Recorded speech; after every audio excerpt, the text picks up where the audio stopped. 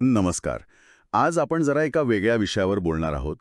एक online shopping profile आहे, Hema Kandari, the ladies boutique and collection नावाचं. हं, आता हे असं वरवर बघता एक सामान्य शॉपिंग पेज वाटू शकतं, हं.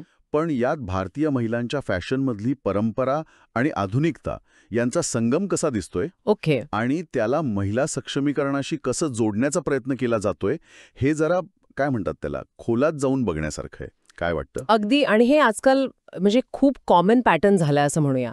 फॅशन ब्रँड्स नुसते कपडे नाही विकत. बरोबर. ते स्वतःला एका मोठ्या विचारधारेला, एका संकल्पनेला जोडून घेतात.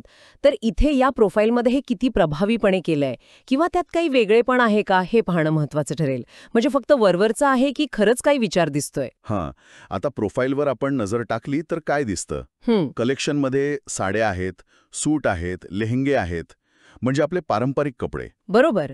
पण त्याचबरोबर